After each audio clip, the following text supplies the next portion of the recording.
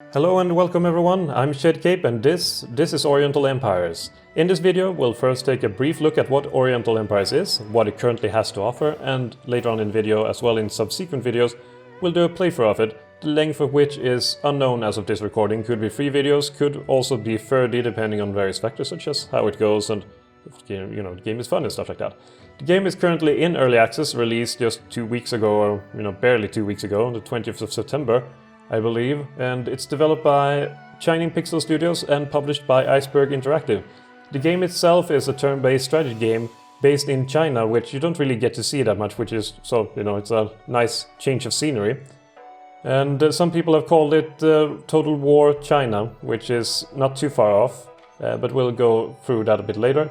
The menu here in the start doesn't really have much to offer. I mean, it is in early access as I mentioned, so everything is subject to change. Things can be added at any time and updated and stuff like that. The regular things. But here, few settings, video settings is incredibly bare bones. You can pick fantastic, which I assume is fantastic. I don't know. And the sound at least has a bit more to choose from. So basically this is the settings. Oh, and now we can move on.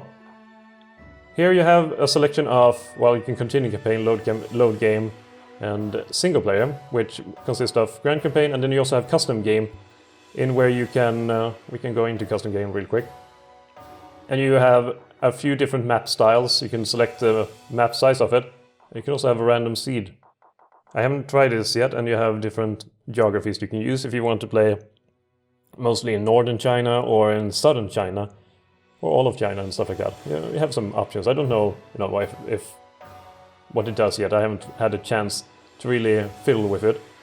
But we'll head into the Grand Campaign, which is the meat of the game. And you have here a number of factions to choose from. In the start, you only have 5 to choose from. And I'm going to butcher all of these pronunciations. Shang, Zhou, Han, Chu, Shu. Chu? Shu. I don't know. And then you have a bunch more which are currently locked until you have played 200 turns. Why is 200 turns until you unlock them? I don't know. I presume that these are harder to play as, the ones in the start, so they want you to have some more experience before you get to play for example, the White D, which sounds pretty cool, so I kind of want to play them. But most of all of these are either, peoples based in China itself, everyone knows the Han, I hope at least. And then you have other people who live, in the outskirts of China, and some who live up here in Mongolia. And yeah, you have, currently 2 different kinds of factions. Here we have farmers, so Chinese farmers, and you also have here herders. So, there's different, I suppose, ways of playing them. I haven't really been able to play these as they are locked.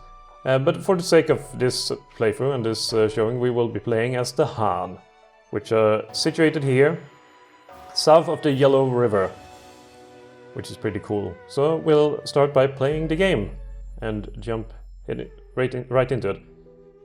And here is one of the things which is, problematic. You can't really turn off the, currently at least, could also be a bug and that will be solved. But every time I load it into a game, the hints here will always pop up. You can close them down, of course, and you won't really see the same hint until you close down the game and reload, the save, and then you will have to go through them once again, which can be a bit infuriating, especially when you've read through them, or at least tried to for, quite a few times. We start here with Erlitu, and this screen, the land improvement stuff, reminds me a lot of civilization games, and also the fact that you start over here with, is it inside of the house, in the village you start with it, or is it outside here? You start with settlers and you can build settlers to settle new cities. That's not really in Total War, at least not the Total Wars I've been playing. It could be in Attila or, Attila is probably the only one I haven't played yet. So it could be in it for all I know. But that is, very civilization-esque. And the whole hexes, things like that, very civilization. And that's probably the only places where civilization parts kind of end. Things like the tech tree here is somewhat, I suppose, civilization-ish. But other than that, it's mostly Total War. It's essentially, if you take the Total War map, the Grand Campaign map, remove the battles themselves. You don't really, in the battles in this game, you don't really control the units on, you know, this RTS field, but they, you know, they handle themselves. And then you add in some civilization elements, and voila, you have this game, at least currently. But we'll go through here. We have the settlers, which should probably go settle somewhere. Here we have encounters, which is pretty cool, that they, you know, you have some encounters that will be randomly placed, because these are not in the same place they were when I started, but there's only 2 at the moment. And they can give you various bonuses, such as research bonuses and things like that, which could be helpful. Currently, with this settler, we have recommended to start over here. Here we have, what is this? Fertile Plain. That's pretty cool. That's pretty good. Here we have Fertile Plain, and here is also Rhinoceros, as well as Wild Game. So it seems, you know, decent to place myself over here. Or perhaps on the other side of this forest here, so we have access to both of these rhinoceros, which will give us some extra income. So they will head over there. We start with a general here. He is our main guy. He's the leader of our faction. Our king, emperor, or khan. I assume in this case he will be our emperor, let's just say. It's Chu Shi. I guess he has, you know, 3 Qi, which is energy, and then you have 2 Ren, which is virtue. He has 0 battles out of 0 fought, and he has 0 authority. These are concepts that I have yet to learn, to be honest. When it comes to this, you have, 4 main land improvements. Build farms. Here we have to cut down the wood and clear land for more farms. You can build roads, which I assume will speed up walking along them. And you have construct buildings outside the settlement, such as this pavilion, which will be it will lower the unrest, because people can go here and have a pleasant time.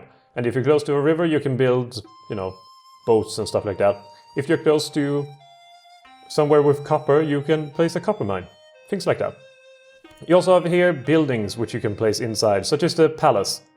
All these buildings cost quite a bit and has a quite heavy upkeep per turn. So all the buildings over here, most of them at least, except for the palisade, which on this village you already start with, so you can't really build it.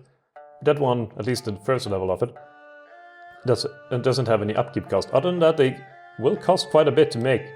Here we can upgrade the settlement into a bigger one, which is pretty cool, unless if you have a lack of buildings. We have, see here, we have 1, 2, 4 building slots currently, and 1 for palace and 1 for a temple or a school. In the military buildings we start with a bower, which we can make to, well, you guessed it, great bowman. We also have bazaar and a granary. Both buildings which I haven't really found too much use for. The bazaar is the market, so if you have buildings or settlements around it, and you build the bazaar, you will get trade income, because it will establish trade routes. However, it has an upkeep cost of 40, and every time I built it, it hasn't paid up for itself. It's established, you know, maybe 2 trade routes in total. For me it was like 20 that you gained additionally per turn, and it costs 40. Especially if you have 1 in each village. But, you know, I haven't really played, as I mentioned before, too much of the game. Granary here, which will save up food and stuff like that for harsher times. So when, you know, the harvest fails and famine and stuff sweeps across the land, you will be less affected. There is 2 types of unrest, or 2 main population types in the game. It's the nobles and the peasants. And each have different happiness, and each have different unrest. So currently our nobles are very pissed off. The dissatisfaction is caused by local factors which you have no ability to influence. Insufficient authority, which you know, you can influence. You can get more authority through winning battles, I assume, and through various technologies. We have previous grievances, which, you know, I assume you could affect by not causing these grievances to begin with, but we didn't do it. And we have a comet apparently, which happened. You know, happened before we had a chance to do anything about it. So we started with a comet happening. the peasants, however, they do have happiness from the government, or the governor, and the faction effect. It would be nice if you said, which faction effect it was and what exactly it did, but I won't be picky. You can set the buildings to, or at least, let's see if I can find it. It wasn't here, was it? Where was it that I could select that? You could decide that it would build farms automatically, and you could switch various things to be made for you. I can find it now, so it doesn't matter. Here we have a hint, which was the initial one, and a comment. Oh, here it was. Unrest peasants 15, nobles 20. A bright new star has appeared in the firmament with a bright tail of fire. The wise men argue about what this means, but the ordinary folk see it as a sign of heaven's displeasure, and there is great disquiet in the land. Well, that sucks. But we will not lay down, we will start by making some farms. It's always good. More farms means more food, which means more peasants, which means more income. All good things. And the more peasants we have, the more peasants we can recruit. So this will also influence, over here you have nobles and militia, which are formed from the peasants. So the different types of units which draw from different kinds of population, and which have, they will be unhappy with being drafted into our army, and it will be, affecting, if the nobles get drafted, they will get mad, and if the peasants are drafted, they will get mad. There will also be various rebellions that can happen. China had quite a few rebellions in their time and throughout their history, and those are in the shape of two mainly. Will be noble rebellions and it will be peasant rebellions. Peasant rebellions will be... noble rebellions will be aimed mostly for liberating a city, independence, stuff like that. So they will have a goal and will be fairly localized. Meanwhile, peasant rebellions, they don't give a fuck. They will just want to hate everyone, and they will just want to show the dissatisfaction. And other cities can join in, other peasants can join in from everywhere, and it can turn very ugly very fast. Anyway, here we have the technology tree, which will be divided up into 4 different categories: power, craft, thought, and knowledge. Some of these will overlap, so I assume through this you can... No, wait. Oh, okay. Alright, okay, so I understood. You have some things here, like you to go down the tree, and you have Warring States era, and then you have Imperial era, so, you have some areas to go through, quite a lot of technologies to unlock. And these will be, the next levels will be dependent on various factors. So to get this, for example, light chariot, you need to go for military drill, and in the knowledge tree, you need to go for horse domestication. If you just go here, you cannot get this. So they have some overlapping between the various technology trees, which I find to be fairly intriguing. And over here we will start with flood control. No, wait. No, we won't. We will start with military drill. Mostly because I don't have a use for flood control right now, because we're not near a river. Well, not that near a river anyway. Here in craft we have stuff like precious metal work we can include, and this will increase culture by 1. This one, for example, will... wait, which one did we pick? This one, increase authority, so that will lower our unrest, I hope at least. And here in the early Bronze Age, where we start off, we will be able to get...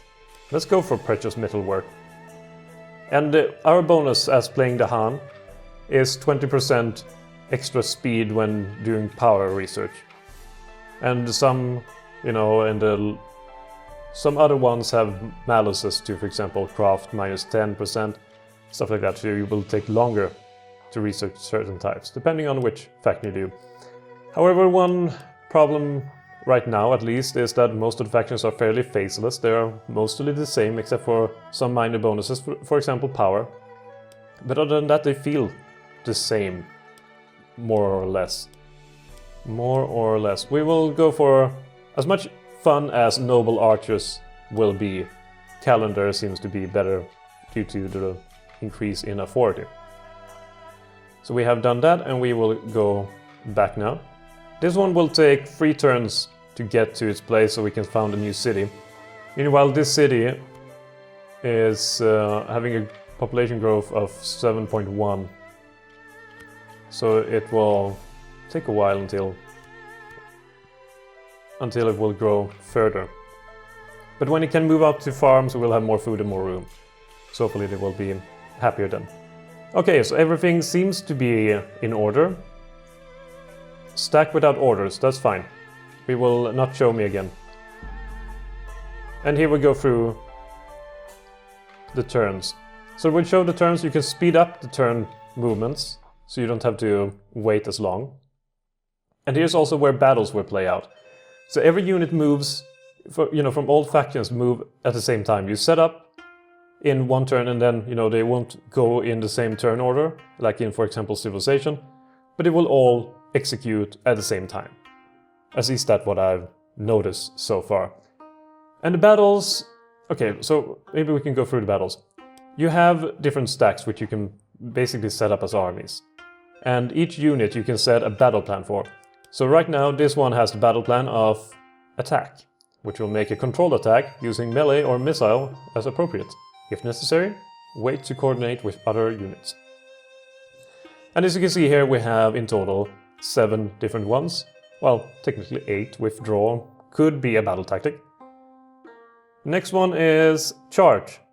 Attack immediately, preferring melee attack to missile fire, which could be useful if you have, for example, a lot of cavalry, and there's a heavy cavalry. You will want to move as fast as possible. Here we have a harass, which could be, look, you can set them individually to each different type of unit. So for example, for this bodyguard, which is a heavy unit, which is pretty darn good, you may want to have attack. Meanwhile, if you have light militia archers, I think they're called, you may want to have harass, so they will walk around harassing and not engage in all-out attack. Or perhaps you want them to outflank if you have cavalry. Perhaps you want your cavalry to outflank and then attack.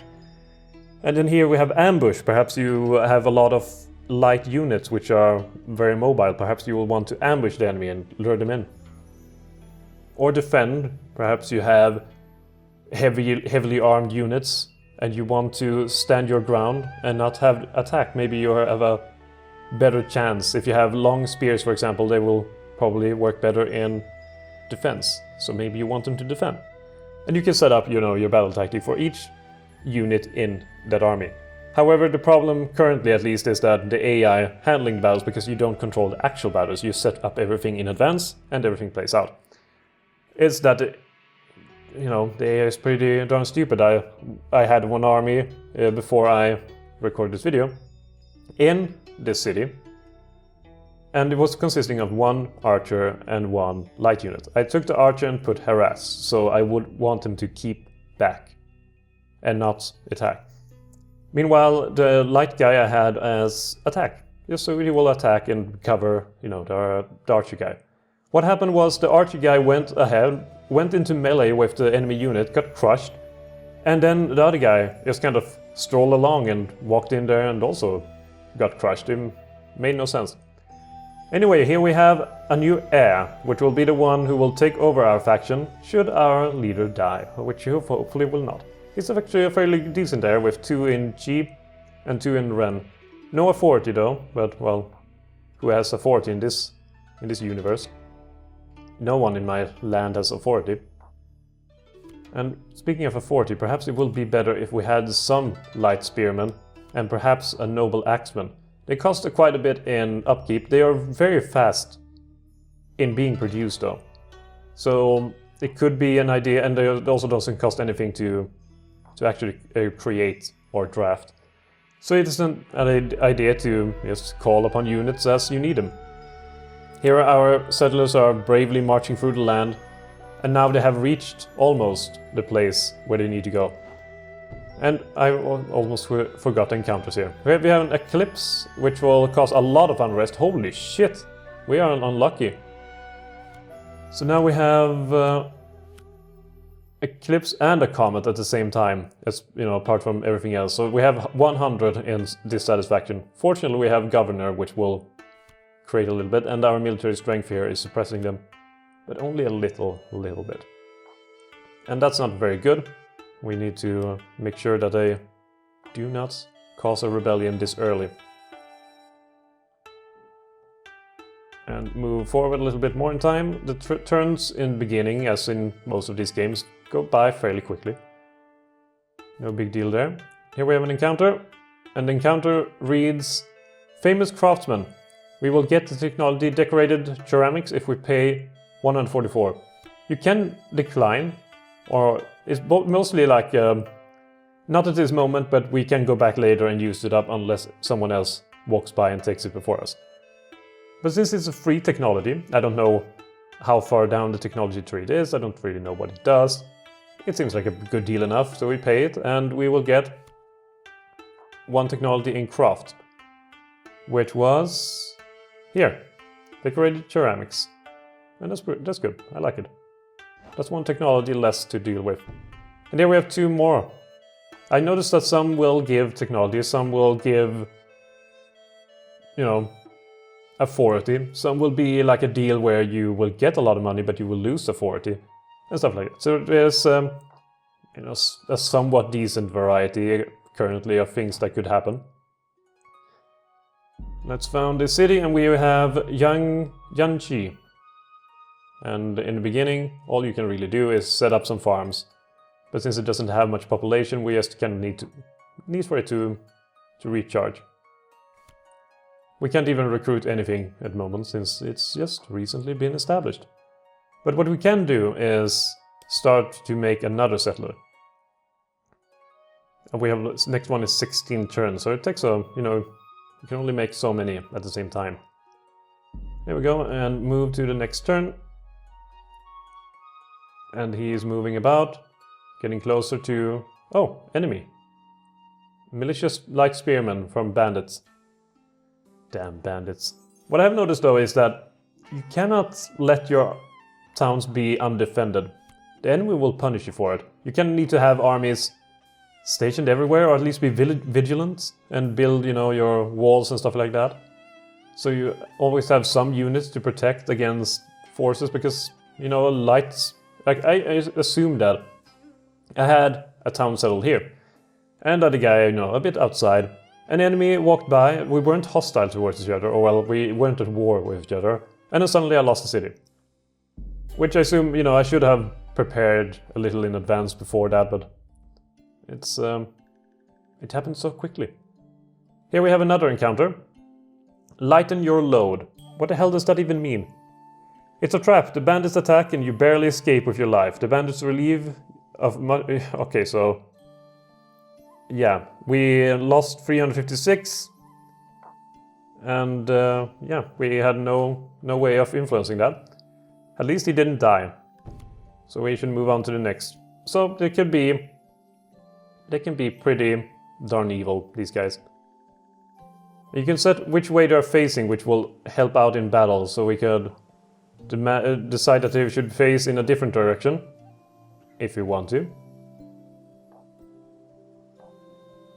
Which I assume will help out when the initial part of the battle, since some will need to, you know, turn around. That would be hard. Oh, I forgot about the new settler. Okay, so new settler guy.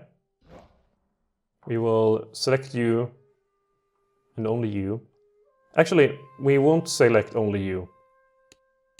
We will select all of you and move you. How about we start by going to the river? A nice quiet day at the river. Okay, can we do anything in Yanqi? We can't recruit anything. We could build buildings, which I don't really feel like doing at the moment. Okay, actually, we will. We will build a wooden palisade. And it costs no upkeep, but 750 to build. It takes 3 turns. Which is fine. It is fine. And we actually got a technology done. 2 technologies done, even. We have bronze making here, which allows us to clear forests and to construct foundries. Well, let's do that. And, oh, we had another technology, of course. Power, rammed earth. Okay, flood control. Let's go for the flood control thing, so we have it done. There. It is done. Move on up ahead. From what I've seen from the diplomacy, it is quite limited. Though I haven't filled with it too much. The combat system is probably what I would say needs the most work at the moment. Oh, and here we have bronze making, which is nice. Now we have bronze making done, so we don't have to spend any time developing it. Here we have advanced bronze casting or bronze armor. But jade working sounds fun, so let's go for jade working. And you can move on to the next one. And mulberry, what is that? The soil here is particularly suitable for cultivation of the mulberry bush. These resources will increase by 30% the value of any silk produced at a settlement which controls it. Interesting. I don't even know how to make silk. But if I did, I would probably go for that. Okay, so these farms are done. We'll just build the farms around it, so we can improve and get more people. Insufficient authority. Well, I know. But at least things with the comets and things like that have subsided. And that army is moving closer. We have a new encounter. Receive free culture VPs. I don't know what culture... Is it culture victory points? Or is it... No, that's VIPs. What the hell am I talking about? I was thinking via VIPs, the very important person. No, it's culture victory points. And it costs quite a bit. But I assume that's good? Sure. I mean, what the hell? And here is where we will end up settling our third city. At least now we have, quite a few guys following him. So they are prepared. And we could try to build the bazaar. I mean, sure, it's not that worth it. It actually costs 60 now. We had the technology done. I always missed that part. Okay, so we have some that influences others. So where is it? Okay, yin and yang. Let's go for yin and yang. And knowledge. Astronomy. That's pretty cool. I like astronomy. But this time, composite bow. While we wait for yin and yang to get done.